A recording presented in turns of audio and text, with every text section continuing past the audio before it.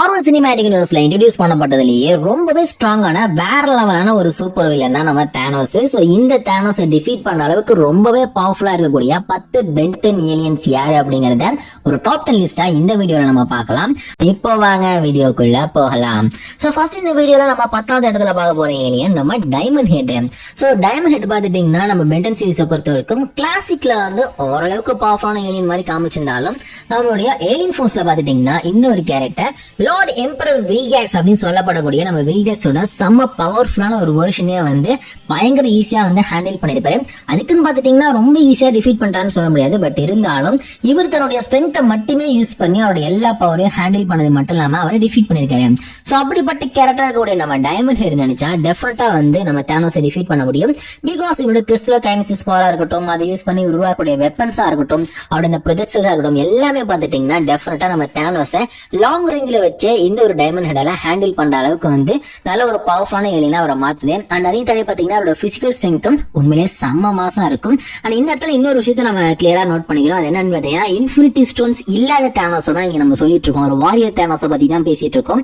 So மத்தபடி பாத்துட்டீங்கன்னா infinity stones use பண்ணும்போது டெஃபினட்டா இவர் முன்னாடி யாருமே நிக்க முடியாது. அதனால அந்த கேரக்டர் இங்க ஆட் பண்ணவே வேண்டாம். சோ பாத்துட்டீங்கன்னா டெஃபினட்டா இந்த வீடியோவை பொறுத்த வரைக்கும் நம்மளுடைய டைமண்ட் ஹெட் பாத்தீங்கன்னா பிசிக்கல் ஸ்ட்ரென்த்தையும் தன்னுடைய பவர் யூஸ் பண்ணி நம்மளுடைய வாரியர் தானோஸை கண்டிப்பா டிஃபீட் பண்ணிடுவாரு. அதனால நம்ம வீடியோல பாத்தீங்கன்னா நம்ம டைமண்ட் ஹெட்டுக்கு வந்து தானோஸை டிஃபீட் பண்ற ஏலியன்ஸ்ல வந்து 10வது இடத்தை கொடுத்திருக்கோம். சோ அடுத்த இந்த லிஸ்ட்ல நம்ம 9th பிளேஸ்ல பார்க்க ஏலியன் யாருன்னு பாத்தீங்கன்னா Beschi dust. So Beschi dust பாத்தீங்கன்னா மெட்டரோட ஆம்னிவர்ஸ்ல இன்ட்ரோடியூஸ் பண்ணப்பட்டதுலயே ரொம்ப ரொம்ப டேஞ்சரான ஒரு ஏலியன் அப்படின்னு சொல்லுவாங்க.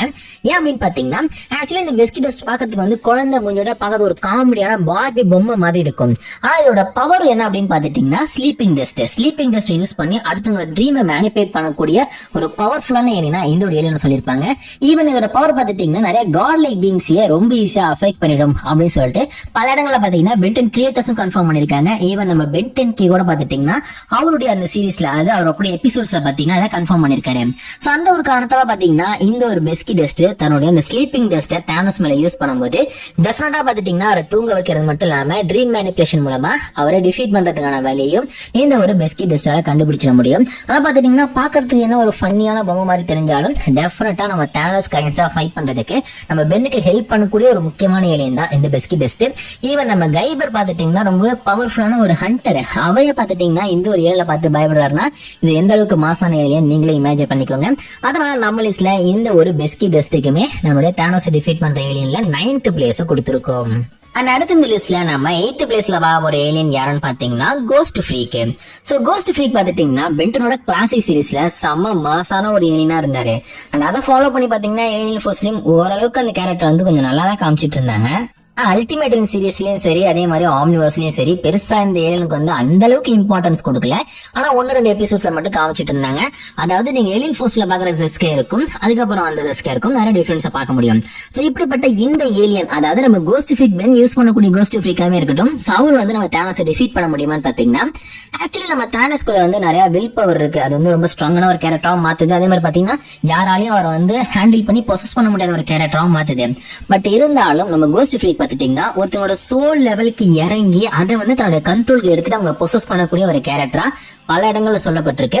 அதுவே பாத்தீங்கன்னா நம்மளோட வென் வந்து ஒரு Android pure magic powers use பண்ணக்கூடிய ஒரு கேரக்டர். சோ அவங்களே பாத்துட்டீங்கன்னா கோஸ்ட் ஃப்ரீக் வந்து பொசஸ் பண்ணி காமிச்சிருக்காரு. சோ அந்த ஒரு காரணத்தால பாத்துட்டீங்கன்னா நம்ம கோஸ்ட் ஃப்ரீக் நினைச்சா டெஃபினட்டா நம்ம தானோஸ் மாதிரியான கேரக்டரை ஃபுல்லா வந்து பொசஸ் பண்ணி கண்ட்ரோல் பண்றதுக்கும் வாய்ப்பு இருக்கு. இல்லைன்னா அந்த இன்விசிபிலிட்டி பவர் வச்சு தன்னோட ஸ்ட்ரென்த், இந்த டார்க் பீம், டெலிகைனசிஸ் இந்த மாதிரி பவர்ஸை வச்சு மட்டுமே அவரை டிஃபீட் பண்றதுக்கும் அதிகமான வாய்ப்புகள் இருக்கு. எது எப்படி இருந்தாலும் கோஸ்ட் ஃப்ரீக் வர்சஸ் தானோஸ் வரும்போது தானோஸ் வந்து பாத்துட்டீங்கன்னா ஒரு வாரியரா வந்து சண்டை போட வருவாரு. ஆனா கோஸ்ட் ஃப்ரீக் பாத்துட்டீங்கன்னா மேஜிக் பவர் இருக்கிற ஒரு கோஸ்டா வந்து சண்டை போட வரும். ஆனா பாத்தீங்கன்னா இவங்க 2 பேருக்குள்ள ஒரு பயங்கரமான ஃபைட் நடக்கும்போது அங்க வந்து நம்மளுடைய தானோஸை விட கோஸ்ட் ஃப்ரீக்கு வந்து கொஞ்சம் அட்வான்டேஜ் இருக்குன்னு சொல்லலாம். அதனால நம்ம லிஸ்ட்ல கோஸ்ட் ஃப்ரீக்கு 7th பிளேஸ் அப்படிங்கிறது வந்து கிடைச்சிருக்கு. 8th place.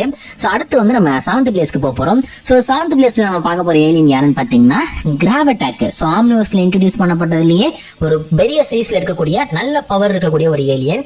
சோ இந்த ஒரு ஏலியன் எப்படி வந்து நம்ம தேனோஸ் கைன்ஸ்டா வந்து ஃபைட் பண்ணோம் அப்படின்னு பாத்துட்டீங்கன்னா ஃபர்ஸ்ட் இதோட பிசிக்கல் ஸ்ட்ரென்த்தே நம்ம தேனோஸோட கொஞ்சம் பெஸ்டா தான் இருக்கும்.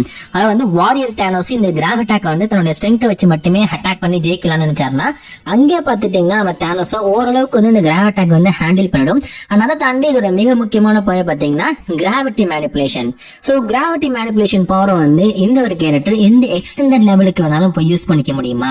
சோ அந்த ஒரு காரணத்தினால இவங்களுக்கு ஒரு பயங்கரமான ஃபைட் வருச்சுங்க. சோ அந்த ஃபைட்டோட ரிசல்ட் அப்படிங்கிறது நம்ம தேனோஸ்க்கு அகைன்ஸ்டா தான் வரும். அதாவது நம்ம கிராவிட்டாக் வின் பண்றதுக்கு தான் அதிகமான வாய்ப்புகள் இருக்கிற மாதிரி இருக்கும். சோ அந்த ஒரு காரணத்தால பாத்தீங்கன்னா இவங்க 2 பேருக்குள்ள நடக்கூடிய ஃபைட் அப்படிங்கிறது டெஃபினட்டா நம்ம கிராவிட்டாக்கு ரொம்ப ஈஸியான ஒரு ஃபைட்டா இருக்கும். ஏன் அப்படின்னு பாத்துட்டீங்கன்னா நம்ம தேனோஸ் வந்து க்ளோஸ் ரேஞ்சில தான் வந்து ரொம்ப ஸ்ட்ராங்கான கேரக்டர். நீங்க பாத்திருப்பீங்க நம்ம தோர், அப்புறம் வந்து நம்மளுடைய அயன் மேனு, அப்புறம் கேப்டன் அமெரிக்கா, இவங்க 3 பேருமே க்ளோஸ் காம்பேட்ல வச்சுதான் வந்து நம்ம தேனோஸ் அட்டாக் பண்ண ட்ரை பண்ணுவாங்க. ஆனா நம்மளுடைய கிராவிட்டாக்கா இருக்கட்டும் இல்லைன்னா நம்மளுடைய மத்த கேரக்டர்ஸா இருக்கட்டும் நம்மளோட பவர்ஸ் வந்து ஒரு மிட் ரேஞ்சில வச்சு அவரை ஹேண்டில் பண்ண முடியும். ஸோ பாத்தீங்கன்னா க்ளோஸ் காம்பேட்டுக்கு வந்து நம்ம தேனோஸ்க்கு சான்சஸ் கிடைக்காம போகும்போது டெஃபினட்டா அவருக்கு ஆப்போசிட்ல இருக்கிற கேரக்டர் வின் பண்ணிடுவாரா. அதனாலதான் இந்த வீடியோல 100% பாத்தீங்கன்னா நம்ம கிராவிட்டாக்கு சான்ஸ் இருக்கு. அதனால இந்த லிஸ்ட்ல அவருக்குமே 7th பிளேஸ் அப்படிங்கிறது வந்து கிடைச்சிருக்கு. அண்ட் அடுத்த இந்த லிஸ்ட்ல நம்ம 6th பிளேஸ்ல பார்க்க போற கேரக்டர் யார் அப்படின்னு பாத்துட்டீங்கன்னா நம்ம அட்டாமிக்ஸ். சோ அட்டாமிக்ஸை பத்தி கண்டிப்பா பென்டன் ஃபேன்ஸ் எல்லாருக்கும் ரொம்ப நன்றாகவே தெரிய வாய்ப்பு இருக்கிறது. சோ இந்த அட்டாமிக்ஸ் பாத்தீங்கன்னா கம்ப்ளீட்டா நியூக்ளியர் எனர்ஜியை பேஸ் பண்ண ஒரு ஏலியனா. அந்த ஒரு காரணத்தெல்லாம் பாத்துட்டீங்கன்னா இதோட nuclear punch, nuclear kick, nuclear blast, so இந்த மாதிரியான பவர்ஸ் அப்படிங்கிறது பாத்துட்டீங்கன்னா இந்த ஏலியனுக்கு அகைன்ஸ்டா வரக்கூடியவங்களுடைய அந்த ஒரு ஒட்டுமொத்த பவரையும் ஒண்ணு இல்லாம பண்ணிடும். சோ நியூக்ளியர் எனர்ஜி அப்படிங்கிறது பாத்துட்டீங்கன்னா ரொம்ப ரொம்ப டேஞ்சரான ஒரு சோர்ஸ். அதை வச்சு ஒருத்தவங்க நம்ம அட்டாக் பண்ணும்போது பாத்துட்டீங்கன்னா அவங்களோட வைட்டல் பாயிண்ட்ஸ் வந்து ஈஸியா அட்டாக் பண்ணி இந்த ஒரு அட்டாமிக்ஸால அவங்களை வந்து வீக் பண்ணி டிஃபீட் பண்ண முடியும். அந்த ஒரு காரணத்துல பாத்தீங்கன்னா என்னதான் நம்ம அட்டாமிக்ஸ்க்கு பிசிக்கல் ஸ்ட்ரென்த் அப்படிங்கிறது அந்த அளவுக்கு இல்லைன்னா கூட இவருடைய இந்த நியூக்ளியர் எனர்ஜி அட்டாக்ஸ் அப்படிங்கிறது பாத்துட்டீங்கன்னா அவருடைய எனிமீஸ்க்கு பயங்கரமான டேமேஜ் கொடுக்கும். அதனால பாத்துட்டீங்கன்னா இவரால் ஒரு நியூட்ரான் ஸ்டாரோட பவரே வந்து ஒரே செகண்ட்ல தன்னோட கையில உருவாக்கிட முடியும். சோ அந்த மாதிரியான பவர் லெவல்லாம் வந்து நம்ம தேனோஸ் ஹேண்டில் பண்ணுவாரா அப்படின்னு கேட்டீங்கன்னா அது கொஞ்சம் கஷ்டமான விஷயம் தான். அதுல நம்ம வாரியர் தேனோஸ்க்கு பாத்துட்டீங்கன்னா கண்டிப்பா சான்ஸே இல்லை அப்படின்னு தான் சொல்லணும். அதனால இவங்க 2 பேருக்குள்ள வந்து ஒரு பயங்கரமான பேட்டில் நடக்கிற சமயத்துல பாத்தீங்கன்னா அந்த ஒரு பேட்டிலோட ரிசல்ட் அப்படிங்கிறது அட்டாமிக்ஸ்க்கு ஃபேவரா தான் வரப்போகுது. சோ அட்டாமிக்ஸ் பாத்தீங்கன்னா 100% வந்து வின் பண்ணிடுவாரு. அவரை ஜெயிக்க யாராலையும் முடியாது. சோ அதனால பாத்தீங்கன்னா யோசிக்கவே தேவையில்ல. இந்த வீரோட வின்னர், அதாவது இந்த லிஸ்ட்ல வந்து அட்டாமிக்ஸ் வர்சஸ் தேனோஸ் வரும்போது அவர் தான் வின் பண்ணுவாரு. அதனால அவருக்கு 6th பிளேஸ் அப்படிங்கிறது வந்து கிடைச்சிருக்கு. அடுத்த லிஸ்ட்ல நம்ம 5th பிளேஸ்ல பாக்குற ஏலியன் யார் அப்படின்னு பாத்துட்டீங்கன்னா அல்டிமேட் ஹியூமங்கோசார். அல்டிமேட் ஹியூமங்கோசார் பாத்துட்டீங்கன்னா நம்ம ஹியூமங்கோசாரோட கம்பேர் பண்ணும்போது 50 மடங்கு பவர்ஃபுல்லான ஒரு கேரக்டர், ஸ்ட்ராங்கான ஒரு ஏலியன் அப்படின்னு சொல்லிட்டு சொல்றாங்க. சோ அந்த ஒரு காரணம் பாத்துட்டீங்கன்னா இந்த கேரக்டருடைய ரொம்பவே ஸ்ட்ராங்கான அந்த ஸ்கின், ஷெல், அவருடைய அந்த ராக்கெட் லான்ச்சர், அந்த கையில வரக்கூடிய அந்த ராக்கெட் லான்ச்சர்ஸ், அவரோட வால்ல இருக்க அந்த மேஸ், இந்த மாதிரி வெப்பன்ஸ் அப்படிங்கிறது பாத்துட்டீங்கன்னா பிசிக்கலா பார்க்கும்போதே வந்து நம்மளுடைய அல்டிமேட் ஹியூமங்கோசார ஒரு அல்டிமேட் பவர்ஃபுல்லான ஒரு கேரக்டரா காமிக்குது. அதனால இவங்க 2 பேருக்குள்ள ஒரு சண்டை வரும்னு வச்சுப்போம். அதாவது க்ளோஸ் காம்பேட்ல நம்மளுடைய அல்டிமேட் ஹியூமங்கோசாருக்கும் அதே நேரத்துல நம்மளுடைய தேனோஸ்க்கும் ஃபைட் வரும்னு வச்சுப்போம். அப்ப யார் வின் பண்ணுவாங்க அப்படின்னு கேட்டீங்கன்னா அல்டிமேட் ஹியூமங்கோசாருக்கு அதிகமான சான்சஸ் இருக்கு. 100% வின் பண்ணுவாரு சொல்ல முடியாது. பட் இருந்தாலும் அல்டிமேட் ஹியூமங்கோசாருக்கு வந்து கொஞ்சம் அதிகமான சான்சஸ் இருக்கு அப்படின்னு சொல்லலாம். ஏன்னா பிசிக்கல் ஸ்ட்ரென்த்ல டெஃபினட்டா பாத்துட்டீங்கன்னா நம்ம தேனோஸை விட, அதுவும் வாரியர் தேனோஸை விட நம்ம அல்டிமேட் ஹியூமங்கோசார் கொஞ்சம் பெஸ்டான கேரக்டர் தான். அதனால பாத்துட்டீங்கன்னா இந்த வீடியோல கண்டிப்பா வந்து நம்ம அல்டிமேட் ஹியூமங்கோசார் வந்து 5th பிளேஸ் பிடிக்கிற அளவுக்கு ஒருத்தான கேரக்டர் தான்.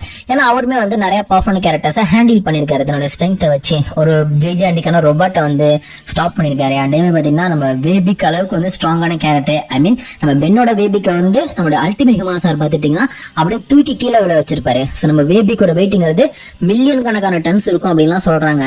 சோ அதோட நம்ம கம்பேர் பண்ணி பார்க்கும்போது டெஃபினட்டா நம்ம தேனோஸ் மாதிரியான ஒரு கேரக்டர் வந்து அல்டிமேட் ஃபார்ம்ல இருக்கக்கூடிய நம்ம ஹியூமங்கோசார் வந்து ஹேண்டில் பண்றது கொஞ்சம் ஈஸியான விஷயம் தான். சோ பாத்துட்டீங்கன்னா இந்த வீடியோல நம்ம அல்டிமேட் ஹியூமங்கோசார் டெஃபினட்டா நம்ம தேனோஸோட ஸ்ட்ராங்கான கேரக்டர் அப்படின்னு சொல்லிட்டு அவருக்கு 5th பிளேஸ் கொடுத்திருக்கோம். இவங்க 2 பேருக்கும் நடக்கிற ஃபைட்ல ஹியூமங்கோசார் வின் பண்ணுவாரு.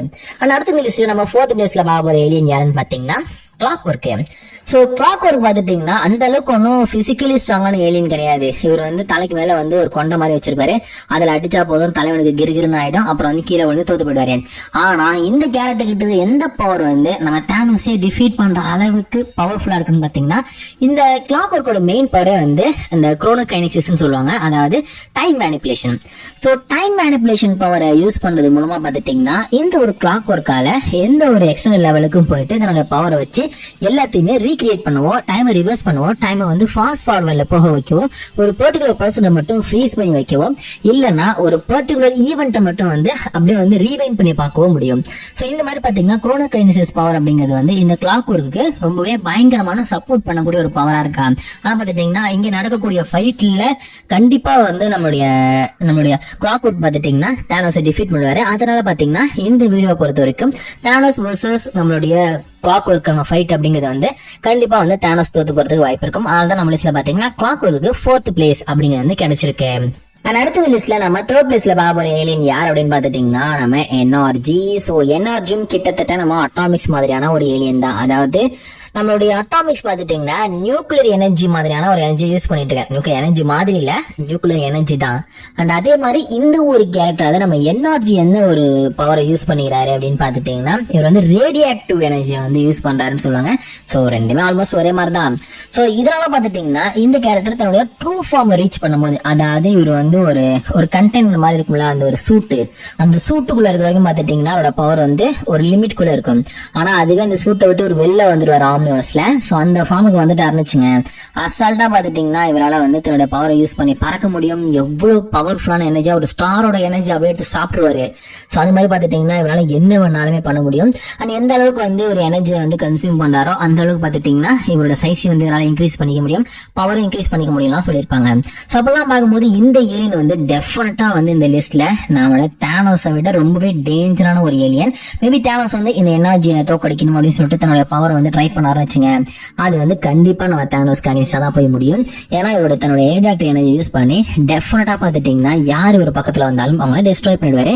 அதனால இந்த வீடியோல பாத்துட்டீங்கன்னா நம்ம எனர்ஜியுமே ரொம்ப ரொம்ப பெஸ்டான தானோஸை டிஃபீட் பண்ற ரொம்பவே பவர்ஃபுல்லான ஏலியன் அப்படின்னு சொல்லிட்டு அவருக்கு 3rd பிளேஸ் கொடுத்திருக்கோம். அண்ட் அடுத்து இந்த லிஸ்ட்ல நம்ம 2nd பிளேஸ்ல வர ஏலியன் யாருன்னு பாத்தீங்கன்னா நம்ம ஃபீட்பேக். ஸோ ஃபீட்பேக்மே பார்த்துட்டிங்கன்னா ஹேண்ட் அண்ட் காம்பேர்ட்ல நம்ம தானோஸ் அளவுக்கு வந்து ஸ்ட்ராங்கான கேரக்டர் கிடையாது. ஸோ இதுக்கு முன்னாடி வந்து நம்ம எனர்ஜி அப்புறம் வந்து அட்டாமிக்ஸ் எல்லாம் கம்பேர் பண்ணும்போது ஃபீட்பேக் வந்து ரொம்ப வீக்கான ஒரு கேரக்டர். அப்புறம் எப்படி இந்த ஃபீட்பேக் வந்து இந்த லிஸ்ட்ல இடம் பிடிச்சாருன்னு பார்த்தீங்கன்னா ஆக்சுவலி இந்த ஃபீட்பேக்கோட பவர் எந்த அளவுக்கு இருக்குன்னு சொல்லிட்டு உங்களுக்கே தெரிஞ்சிருக்கும். ஒரு யூனிவர்ஸே டெஸ்ட்ராய் பண்ணக்கூடிய பவரே பார்த்தீங்கன்னா ஒரு ஈஸியா ஹேண்டில் பண்ணி அதை வந்து தன்னோட பாடியில வந்து ஸ்டோர் பண்ணி அந்த பவரை வந்து கண்ட்ரோல் பண்ணியிருக்காரு. ஸோ அப்படிப்பட்ட இந்த ஒரு கேரக்டர் நினைச்சாருன்னா ரொம்ப ஈஸியாவே நம்ம தானோஸோட பாடியில் இருக்கிற ஒட்டுமொத்த எனர்ஜி எடுத்துட முடியும். அது தானோஸ் வந்து இன்ஃபினிட்டி ஸ்டோன்ஸ் யூஸ் பண்ணாலே பாத்துட்டீங்கன்னா இந்த ஃபீட்பேக் அவரை ஹேண்டில் பண்ண முடியும்.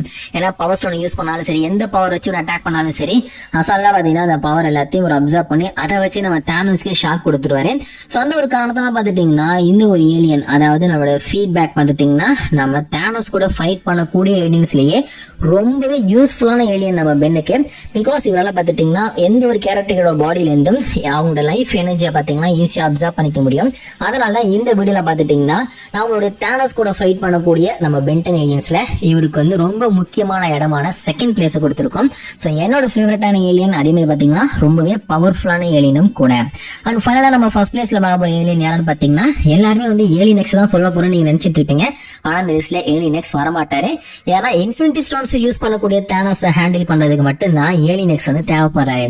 மற்றபடி பாத்துட்டீங்கன்னா இன்ஃபினிட்டி ஸ்டோன்ஸ் இல்லாத தானோஸை டிஃபீட் பண்றதுக்கு நம்ம 1st பிளேஸ்ல வேபிக்கு தான் பார்க்க போறோம். சோ வேபிக் பாத்துட்டீங்கன்னா பென்டன் யூஸ் பண்ணதுலயே வந்து கிட்டத்தட்ட 120 மீட்டர் ஹைட் இருக்கக்கூடிய ரொம்பவே மெகா சைஸ்ல இருக்கக்கூடிய ஒரு ஏலியன். சோ அந்த ஒரு காரணத்தால பாத்துட்டீங்கன்னா இவருக்கும் நம்ம தானோஸ்க்கு ஒரு ஃபைட் நடக்க வேண்டிய சுச்சுவேஷன் வந்துச்சுங்க. நம்ம தானோஸ் ஒரு எறும்பு நசுக்கிற மாதிரி நம்ம வேபிக்கால வந்து நசிக்கிற முடியும். என்னோட சைஸ் வந்து அந்த அளவுக்கு இருக்கும். சோ எந்த அளவுக்கு வந்து ஸ்ட்ராங்கா ஹைட்டா பெருசா இருக்காரோ அதே அளவுக்கு அவருக்கு ஸ்ட்ரென்த்துமே இருக்கு. அவர் பாடியை விட ஒரு எறும்பு எப்படி தான் பாடியை விட ரொம்ப பெரிய சைஸ்ல இருக்கக்கூடிய எடையை தூக்கும், அதே மாதிரி பாத்தீங்கன்னா அவங்களோட வேபிக்காலையும் அவர் பாடியை விட பல்லாயிரக்கணக்கான மடங்கு வெயிட்டை கூட வந்து அசால்ட்டா லிஃப்ட் பண்ணிட முடியும் அப்படின்னு சொல்றாங்க. சோ அந்த ஒரு காரணத்தால பாத்துட்டீங்கன்னா நம்ம தேனோஸ்க்கும் நம்மளோட பேபிக்கும் ஹேண்ட் கன் கான்ஃபார்ம் ஃபைட் வரும்போது டெஃபினட்டா க்ளோஸ் ரேஞ்சில் வச்சு நம்ம தேனோஸ் வந்து நம்ம பேபிக்கு வந்து அப்படியே ஒரே அடியில பூமியோடைய சென்டர் கோரிக்கை அனுப்பிடுவாரு. சோ அந்த அளவுக்கு பாத்துட்டீங்கன்னா நம்ம பேபி கிட்ட ஸ்ட்ரென்த் இருக்கு. சோ பாத்தீங்கன்னா இந்த வீடியோ பொறுத்த வரைக்கும் 100% நம்ம பேபிக்கால தேனோஸ் வந்து வாரியர் தேனோஸாவே இருந்தாலும் டிஃபீட் பண்ண முடியும் அப்படிங்கிறது தெரியுது. அதனால அவருக்கு ஃபர்ஸ்ட் பிளேஸ் கொடுத்திருக்கோம். நான் ஏற்கனவே சொன்ன மாதிரி இந்த வீடியோல வந்து நம்ம ஏலியன் எக்ஸ் வந்து கண்டிப்பா ஆட் பண்ணவே முடியாது. பிகாஸ் அவர் வந்து ஒரு காட் லைக் பீயிங். அவனால பாத்தீங்கன்னா நம்ம தேனோஸ் யூஸ் பண்ணக்கூடிய இன்ஃபினிட்டி ஸ்டோன்ஸோட பவரையே பாத்தீங்கன்னா ஈஸியா ஹேண்டில் பண்ணிட முடியும். அப்படிங்கும்போது அப்படிப்பட்ட கேரக்டர் கொண்டு வந்து ஒரு பேசிக் ஃபார்ம்ல இருக்கிற ஃபைட்டர் கூட வந்து நம்ம ஆட் பண்ணி பாக்குறது டெஃபினட்டா அது ஒரு பெர்ஃபெக்டான ஒரு ஃபேரான ஃபைட்டா இருக்காது. அதெல்லாம் அவரை பத்தி நான் பேசல. சோ நிறைய பேர் வந்து கமெண்ட் பண்ணுங்க. அதனால இவரை பத்தி நான் டீட்டெயிலாவே சொல்லிட்டேன். சோ இந்த வீடியோ உங்களுக்கு பிடிச்சிருந்தா மறக்காம லைக் கொடுத்துருங்க. இதே மாதிரி இன்ட்ரெஸ்டிங்கான நிறைய பென்டன் அண்ட் மாரல் டிசி பத்தின கண்டென்ட்ஸ் எல்லாம் பார்க்கணும் அப்படின்னா நம்ம சேனலை மறக்காம சப்ஸ்கிரைப் பண்ணீங்க. இதே மாதிரி சூப்பரான இன்னொரு வீடியோல நான் உங்களை மீட் பண்றேன்.